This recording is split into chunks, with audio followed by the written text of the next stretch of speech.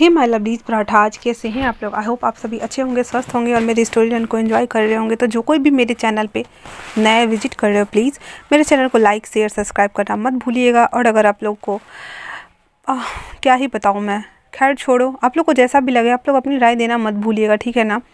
तो last part में हम लोगों ने देखा था कि जो विंग है वो उसके लिप्स को ना वांग जी ने ऐसे अपनी टीथ घड़ा करके बाइट कर लिया था, जिस वजह से विंग थोड़ा नाराज़ हो गया था वांग जी से और उसे धक्का दे दिया हुआ था।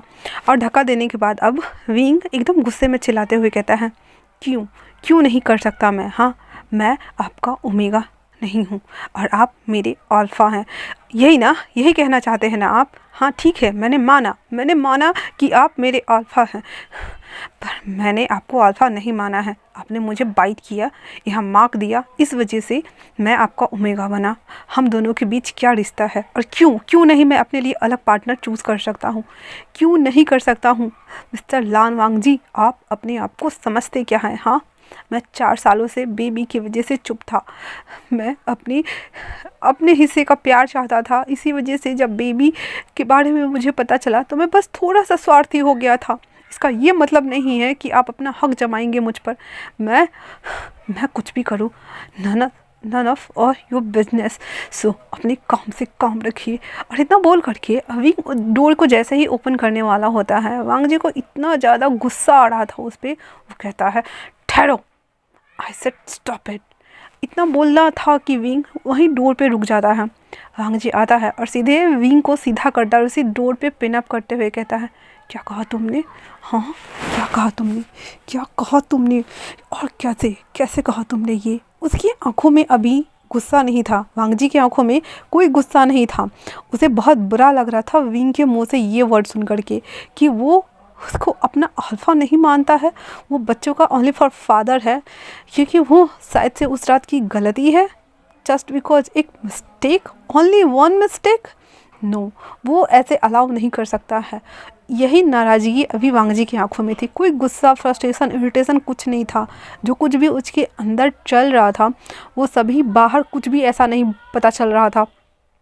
वो वापस से उसके चिन को ग्रैब करते हुए कहता है, तुम ऐसे कैसे कह सकते हो, हाँ कैसे बोल सकते हो, मैं तुम्हें चाहने लगा हूँ। सुना तुमने, मैं चाहता हूँ हमेशा अपने पास, हर वक्त, सांसों में, अपने रूम में, अपनी आत्मा में, अपने बेड पे, अपनी आँखों के सामने, सोते हुए, जागते हुए। मुझे नहीं पता इस फीलिंग को क्या कहते हैं, मुझे नहीं पता इस फीलिंग को क्या कहना चाहिए, मुझे ये भी नहीं पता कि ये कब से मेरे अंदर आ रही है ये हैप्पीनेस।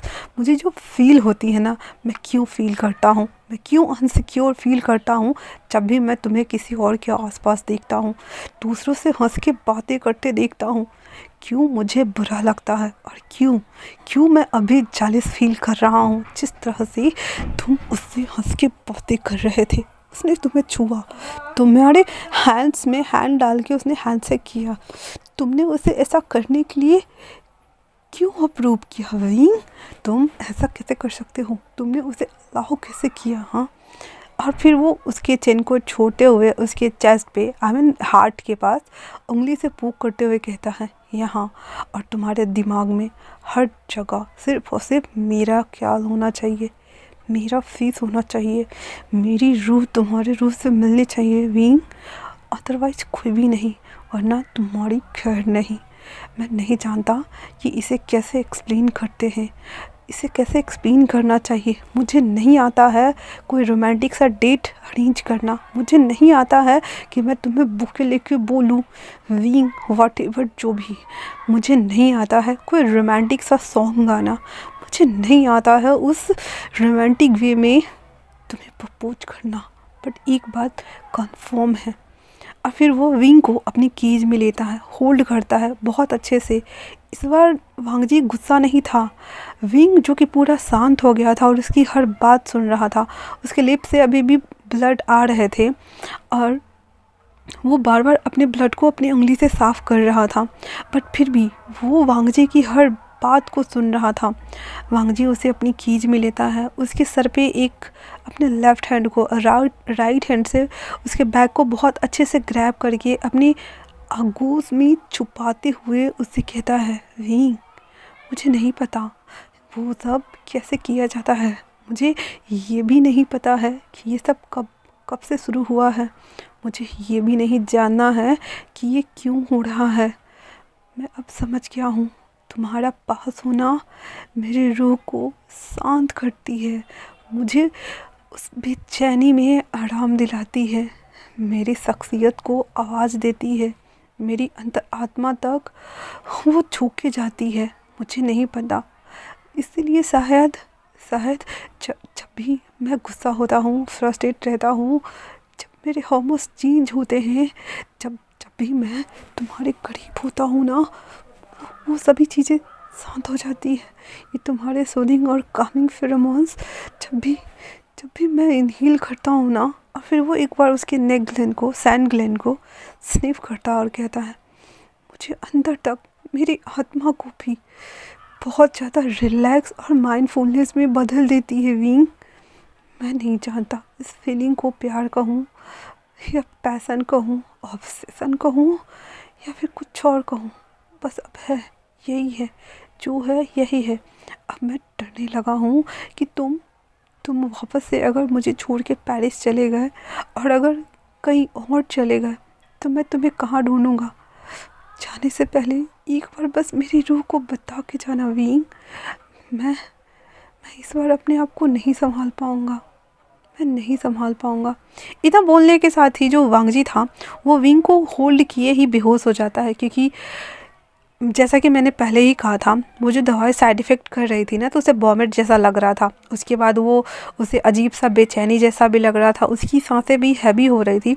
और अभी वो फ्रस्ट्रेशन में आके अपनी फीलिंग्स को, हर फीलिंग्स को वो विंग को बता देता है। विंग ने अभी तक अपने फीलिंग को कन्फेस नहीं किया है, वो वांगजी की कन्फेशन को सुन रहा था। वो बेहोश हो चुका था, लेकिन विंग को पता नहीं है, क्योंकि पूरी तरह से अपनी बॉडी का वेट विंग के ऊपर डालने के बाद वांगजी उसे बस पकड़े हुए था। विंग अपने लिप से बह रहे ब्लड को साफ करते हुए कहता है रोते हुए, I love you too alpha. मैं भी शायद शायद शायद आपको। और इतना बोलना था कि जो वांगजी ने उसे बैक से हक किया था ना, तो उसके हाथ जैसे छूटते हैं ना, क्योंकि बॉडी बेहोश हो चुकी थी ना, ग्रैब कितना देर कर सकता था वो, इसी वजह से उसके हाथ ना ढीले हो रहे थे। तो वो जब देखता है कि वांगजी की जो ग्रिप है वो ढीली हो रही है, तो वो ऐसे उसको हटाता है, तो देखता है कि वो बेहोश है। वो चिल्लाता है अल्फा, और इतना चिल्लाने के साथ ही वो उसको लेकर सीधे ज़मीन पे बैठ जाता है। और वांगजी को जो हेड थे उसको अपने थाइस के ऊपर रखा हुआ था, और वांगजी नीचे निढाल होकर पड़ा हुआ था। बाहर जितने लोग खड़े थे, विंग के चिल्लाने की वजह से वो डोर के पास आ गए हुए थे और डोर पीट रहे थे। विंग भी डोर के पास ही था। वो अपने लेफ्ट हैंड से डोर ओपन करता है। बाहर जो नीव है, सैंग, रुई और दोनों बेबीज़ थे, वो जब देखते हैं कि वांगजी बेहोश है और विंग के लिप से ब्लड आ रहे हैं, तो पहले रुई आते हुए कहती है, गगा यहाँ क्या हो रहा था। विंग कहता है कुछ भी नहीं हुआ है रुई, एम्बुलेंस कॉल करो, एम्बुलेंस को कॉल करो, जल्दी करो, कॉल जल्दी करो। इतना बोलना था कि सभी जो नी हेसैंग था वो जल्दी से वांगजी को उठाता है। विंग भी उठाता है, उसे उठा करके बाहर लाता है, एक गद्दा को नीचे करता है, क्योंकि वहाँ पे बहुत सारा सामान था। तो उसी में से एक कर्टन्स को लाता है, उसके ऊपर से एक गद्दा को डालता है, एंड देन उस पर वांगजी को लिटा देता है। उसके बाद वो लोग एम्बुलेंस आने का वेट कर रहे थे, क्योंकि एम्बुलेंस आने में कम से कम 10 से 15 मिनट लगने वाले थे। विंग वांगजी के ऊपर पानी डाल रहा था, उसे परवाह नहीं है कि उसके लिप से अभी ब्लड आ रहा है, क्योंकि विंग के लिप्स को वांगजी ने बहुत बुरी तरीके से काट लिया था। उसे बहुत गुस्सा आ रहा था, इसी वजह से उसने वैसा किया था, ओनली फॉर विंग को पनिश करने के लिए। शायद से वांगजी के प्यार करने का तरीका अग्रेसन ही हो, क्योंकि वो जब भी ऐसा करता है उसके अंदर इंटेंशन सही होती है, पर उसका एक्शन इतना भयानक होता है कि विंग शायद से डर ही जाता होगा। वांगजी को वो होश में लाने का ट्राई कर रहा था, लेकिन वांगजी तो बेहोश हो चुका था, और आज उसका आखिरी दिन था रेड का, वो ख़त्म भी होने वाला था। शायद से ये सब एक साथ ट्रिगर हो रही है। कुछ देर बाद एम्बुलेंस आ जाती है।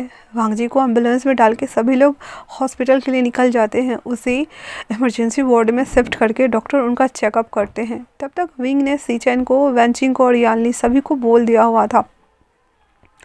न्यू सांग जो कि हमेशा डॉक्टर युवान से बात करते थे, वो उसने हर बात बताई हुई थी डॉक्टर युवान को कि यहाँ क्या सब हो रहा था। अब जब डॉक्टर युवान आएंगे तो शायद से सब ठीक हो ही जाएंगे, क्योंकि डॉक्टर युवान ने न्यू सांग को कहा है कि वो बहुत जल्द आएंगे। तो वो न्यू सांग बात कर ही रहा था युवान के साथ में। युवान कहता है कि मुझे बस आने दो, उसके बाद मैं ठीक करूँगा। आखिर उसकी ऐसी कंडीशन कैसे इतनी वर्स्ट हो सकती है। बट कोई नहीं है, तुम सबका ध्यान रखना, ठीक है ना। इतना बोल करके युवान कॉल कर देता है। वहीं यानली, सीचेन, वैनचिंग वो तीनों आ चुके थे और आने के बाद यानली उस डॉक्टर वार्ड में चली जाती, उस इमरजेंसी वार्ड में चली जाती हैं जहां वांगजी का चेकअप किया जा रहा था।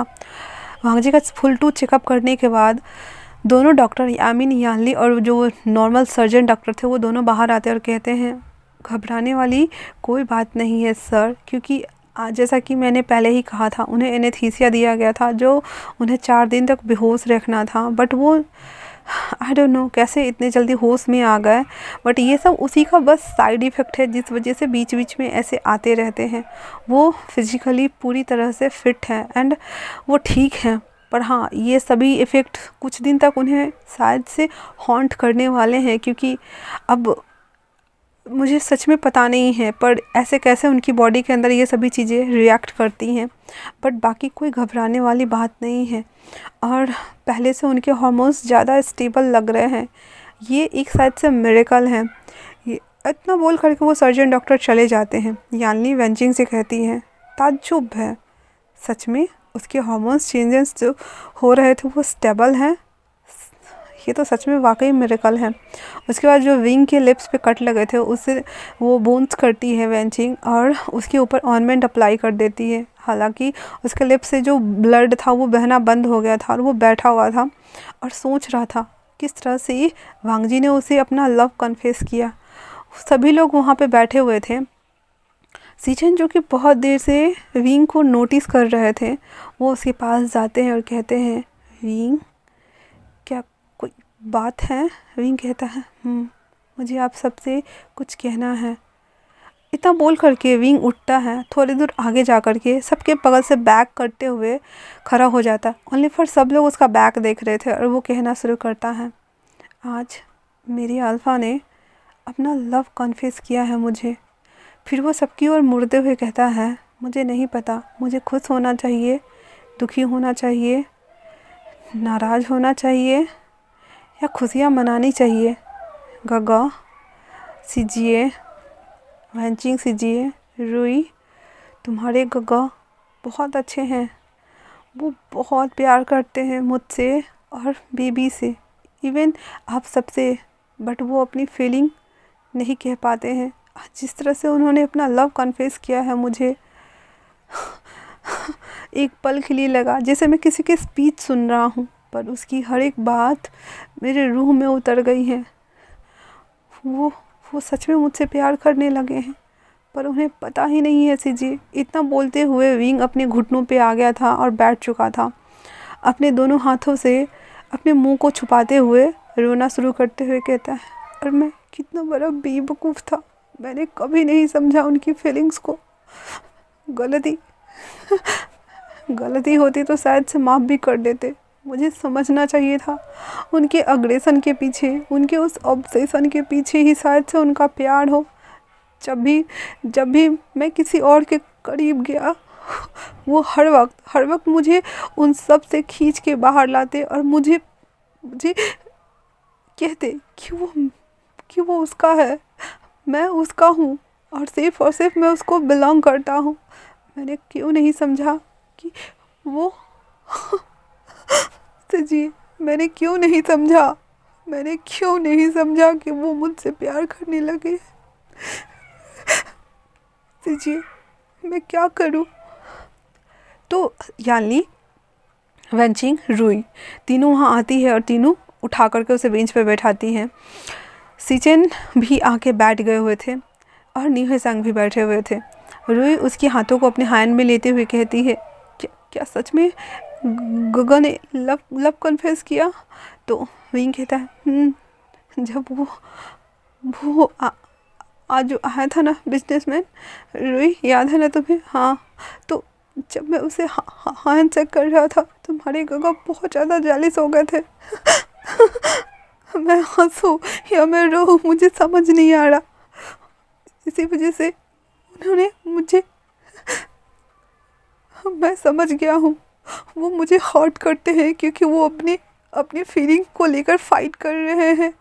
वो अपनी बात सामने रख ही नहीं पाते हैं और हम सब बेवकूफ़ हैं, हमेशा उन्हें कैसे ब्लेम कर सकते हैं। मैं बहुत बहुत खुश हूँ अभी, पर मुझे रोना क्यों आ रहा है सिजिए, मुझे क्यों रोना आ रहा है। मैं बहुत खुश हूँ। वो जब जब होश में आएगा तो मैं उसे बोलूँगा कि मैं भी चाहता हूँ उन्हें, बहुत ज़्यादा हूँ, बहुत ज़्यादा चाहता हूँ और मैं डरता हूँ उन्हें खोने से सिजिए। मैं बोल दूँगा उन्हें अपनी बात। इतना बोल करके विंग जो वेंजिंग थी ना उसे हग कर लेती है और वो रो रही थी। यानली और वेंजिंग पहले तो विंग को थोड़ा काम डाउन कराती है, पानी दे के पिला करके। उसके बाद कहती है हम सब तुम्हारे साथ हैं और हम सब साक्षी बनने वाले हैं इसके, और हम सब पूरा कोशिश करेंगे कि धीरे धीरे ही करके सही पर हम सब इंटरकनेक्ट कर पाए वांग जी के साथ में विंग, और तुम्हारी लाइफ को भी हम हैप्पी लाइफ बना सके जैसे नॉर्मल कपल्स की होती हैं। सीजन कहते हैं नॉर्मल कपल के जैसे तो नहीं लेकिन हाँ थोड़ा बहुत तो नॉर्मल हो सकता है। फिर वो विंग के पास आते हैं, उसके दोनों हैंड्स को अपनी हैंड्स में लेते हुए कहते हैं विंग तुम, वांग जी मेरा छोटा भाई है तो तुम भी मेरे छोटे भाई हो विंग, और मैं चाहता हूँ कि मेरा भाई एक नॉर्मल इंसान की तरह रिएक्ट करे हर चीज़, वो हंसे, गुस्सा करे, अपना फीलिंग जाहिर करे, अपनी भावनाओं को बताए ताकि हम सब समझ पाए। और आज जो उसने किया है ना सच में काबिल तारीफ़ है।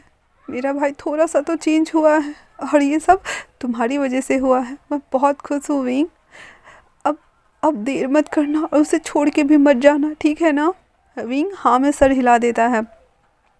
उसके बाद सभी लोग बैठे हुए थे क्योंकि 3-4 घंटे बाद ही वांग जी को होश आना था नॉर्मली। तो शाम का टाइम हो गया था और सब लोग को बोलते हैं विंग कि आप लोग घर जाइए, हम यहाँ हैं। बेबी, दोनों बेबी भी वहीं थे और उन्हें न्यू हैसंग संभाले हुए था। मिस्टर क्रिस को जब पता चला तो मिस्टर क्रिस भी आ चुके थे, तो एक बच्ची को मिस्टर क्रिस ने भी रखा हुआ था। कुछ देर बाद जब वांग जी को होश आता है, क्योंकि सभी लोग बाहर बैठे हुए थे ना, तो जो सीजन थे वो बार बार उठ के और वो डोर के पास जो विंडो लगी रहती है ना उसमें जा कर के और अंदर देखता था, क्योंकि वो फुल आईसीयू रूम था और अंदर इतने सारे लोग नहीं जा सकते थे ना, इसीलिए वो सभी कॉरिडोर में बैठे हुए थे। बस इसलिए कि एक बार वांग जी होश में आ जाए, सभी लोग मिल लेंगे तो थोड़ी देर बाद वहाँ से वो लोग चले जाएंगे, क्योंकि हॉस्पिटल में इतने ज़्यादा लोग अलाउ नहीं किए जाते हैं। तो सभी लोग वहाँ पे बस वेट कर रहे थे। लगभग 3 घंटे से ऊपर हो गया था। जब सीजन इस बार देखने आए थे ना तो वांग जी ने अपनी आइज़ ओपन कर ली थी, तो वो कहते हैं विंग, वो वांग जी उसे होश आ गया है। उसके बाद विंग अपने आप को थोड़ा स्टेबल करता है, क्योंकि अभी जस्ट कोई और जाएगा शायद से, तो वो शायद से गुस्सा हो, नाराज़ हो या किसी को देखे ही ना, पर विंग जाएगा तो बात अलग होगी ना। इसी वजह से विंग अंदर जाता है, टेबल घसका के उसके पास बैठते हुए कहता है अल्फ़ा। इतना सुना था कि वांग जी जो सीलिंग की ओर देख रहा था वो विंग की ओर देखते हुए कहता है तो यहाँ, और मैं यहाँ कैसे आया विंग। तो विंग कहता है आप मेरे ऊपर बेहोश हो गए थे, आपको याद है ना। तो वांग जी थोड़ा याद करने का कोशिश करता है, तो उसे याद आता है कि ओ हाँ, उसने कैसे विंग के लिप्स को बाइट कर लिया था एंड देन उसने अपना लव कन्फेस कर दिया था वांग जी ने विंग को, वो सभी चीज़ें। तो वांग जी जब ये मतलब उसको याद जब आ जाता है तो वो विंग को घूर के देख रहा होता है एंड देन कहता है तो तुम्हारा लिप्स अब कैसा है। तो विंग बोलता है ठीक है, बट मुझे भी आपसे कुछ कहना है। तो वांग जी कहता है कहो। फिर जो विंग था वो वांग जी को थोड़ा सा ऊपर उठाता है, क्योंकि वो ऑटोमेटिक मशीन रहती है ना, तो उसके जो बेड था उसे बेड को थोड़ा ऊपर करता है, तो वांग जी थोड़ा ऊपर की तरफ आ गया था। उसके बाद विंग वांगजी के दोनों हैंड को मतलब विंग अपने दोनों हैंड से वांगजी के हैंड्स को अपने हाथ में होल्ड करते हुए कहता है, अल्फा सबसे पहले तो सॉरी, मैंने आपको लान वांगजी कहा इसी वजह से। फिर वो अपना सर नीचे कर लेता है एंड देन आगे कंटिन्यू करते हुए कहता है, आपने कहा ना कि आप मुझसे प्यार करते हैं। तो वांगजी कहता है, मैंने कहा, मैं अपनी फीलिंग्स को लेके श्योर नहीं हूँ, पर हाँ तुम्हारे पास होना और तुम्हें मुझे बहुत अच्छा लगता है ये एहसास। तो विंग कहता है, मुझे भी। और मैं फिर वो एक डीप ब्रीथ इनहेल करता और कहता है, मैं भी आपको चाहने लगा हूँ अल्फा, और और और और बच्चे भी आपको बहुत चाहते हैं। ऐसा बोल करके वो विंग जो था वो वांगजी को देख रहे थे, क्योंकि विंग के मुंह से वर्ड ही नहीं निकल पा रहा था वांगजी को देख करके। वांगजी थोड़ा सा उठता है एंड देन उसकी ओर झुक रहा था। तो विंग कहता है, ये आप क्या कर रहे हैं, अभी आप बेहोश हुए थे ना। वांगजी उसकी ओर झुकता है एंड देन उसके चिन को ऊपर उठाते हुए अपनी ओर, अब वांगजी उसके पूरे फेस को स्कैन कर रहा था। स्कैन करते हुए कहता है, क्या तुम्हें मुझसे डर लगता है? विंग कहता है, नहीं, बट कभी कभी। तो वांगजी कहता है, फिर उसकी आंखों में आंखें डाल के देखते हुए कहता है, पर मैं नहीं चाहता कि तुम मुझसे डरो विंग। और इतना बोलने के साथ ही जो वांगजी था वो विंग के लिप्स को कैप्चर कर लेता है, जिस वजह से विंग ऐसे करता भी है। तो विंग वांगजी उसे छोड़ देता है किस करना, और फिर उसको देख रहा होता है। विंग कहता है, वो और वो घबरा रहा था। तो वांगजी फिर दोबारा से उसका लिप्स को कैप्चर करके उसे सक करना और किस करना शुरू कर देता है।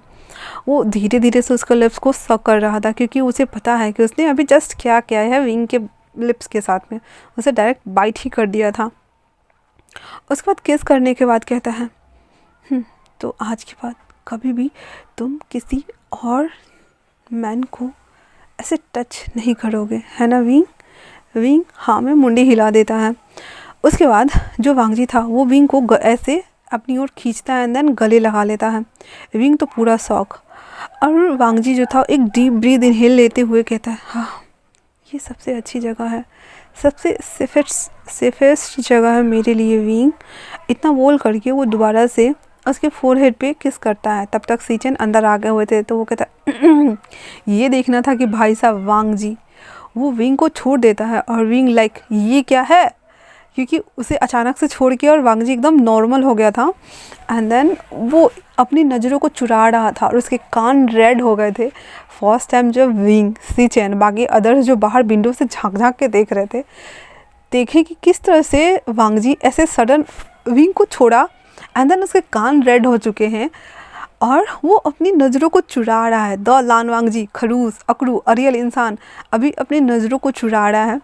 तो बाहर सभी को तो हंसी आ रही थी और सीचन को भी बहुत ज़्यादा हंसी आ रही थी, बट वो अपने इमोशन पर कंट्रोल करते हुए जाते हैं और कहते शायद से मैं गलत टाइम पे आ गया। और इतना बोल करके वो जैसे ही जाने वाले होते हैं ना वहाँ से, तो वांगजी कहते हैं नहीं ठहरिए, और आप गलत टाइम पे नहीं आए हैं विंग, तुम बाहर जाओ। इतना बोल करके वांगजी की आवाज़ भी लड़खड़ा रही थी। विंग ऐसे बोल करके कि वो बाहर आ जाता है और वो भी ब्लश कर रहा था। हालांकि सबने कहा था कि वो उनका लव कन्फेशन सुनेंगे, पर यार लव कन्फेस करने में फटके हाथ में आती है ना यार, मतलब सामने वाला ने अगर कुछ और बोल दिया तो बुरा लगता है ना। इसी वजह से ऊपर से वांगजी ने सडन उसे किस कर लिया था, तो विंग भी थोड़ा बहुत साई फील कर रहा था। वो जैसे ही बाहर आता है तो देखता है कि नीहसेंग और रुई, वेंचिंग और यानली सभी खड़े थे।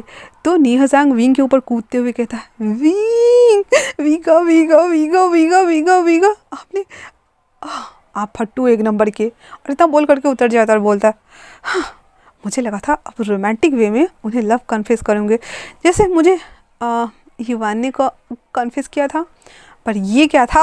हाँ मैं भी चाहता हूँ। चाहना में इतना टाइम कौन लगाता है, सीधे सीधे बोलना चाहिए था ना।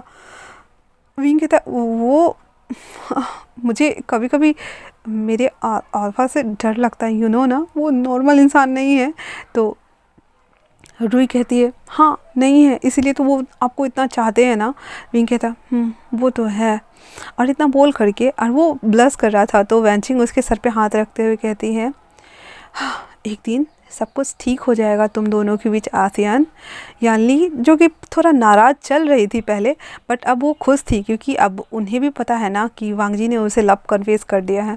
तो वो कहता है आसियान, मैं तुम्हें लेकर के सच में हमेशा कंसर्न थी, हमेशा से।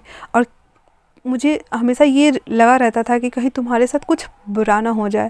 पर डेस्टिनी देखो, एक लंबे दुख के बाद अब ये खुशियाँ तुम्हारे लाइफ में आ रही है, तो मैं बहुत खुश हूँ। बट फिर भी मैं लान वांगजी से बहुत नाराज़ हूँ, क्योंकि मैं अभी भी श्योर नहीं हूँ कि वो तुम्हें सिक्योरिटी और सेफ्टी प्रोवाइड करेगा भी या नहीं। बट फिर भी तुम दोनों एक दूसरे के साथ हो, और अब तुम्हारे बीच धीरे धीरे करके ही सही सभी चीज़ें नॉर्मल होती जा रही है, ये अच्छी बात है बाओबेई। इतना बोल करके विंग के फोरहेड पे वो किस कर लेते हैं। वहीं दूसरी तरफ बाहर जो कि सभी लोग खुश थे, और दोनों बेबी को भी मिस्टर क्रिस रखे हुए थे, क्योंकि ये लोग यहाँ पे कान लगा के सुन रहे थे। मिस्टर क्रिस भी जब सुनते हैं कि आखिरकार बॉस ने अपनी फीलिंग बता ही दिया, क्योंकि उन्होंने देखा है ना अपने हॉन्टेड बॉस को, शायद से अब उनको अपनी वाइफ के पास जाने का मौका मिल जाए। तो वो दोनों बेबी को रखे। हालांकि ईवा सो चुकी थी और निंगजी उनकी गोद पे ही था, ऐसे लटका हुआ था वो थोड़ा हैप्पी लग रहे थे। वहीं अंदर सीचैन वांगजी के करीब आके टेबल पे बैठते हुए कहते हैं वांगजी, मुझे तुम्हारे लिए अच्छा लग रहा है, और आज जो तुमने किया वो सच में बहुत अच्छा काम था। ये तुम्हें बहुत पहले करना चाहिए था वांगजी। हम सब तुम्हारी फैमिली है। और फिर वो अपना सर नीचे कर लेते हैं, वांगजी के हैंड्स को अपने हैंड्स में लेते और कहते हैं वांगजी आई एम सॉरी।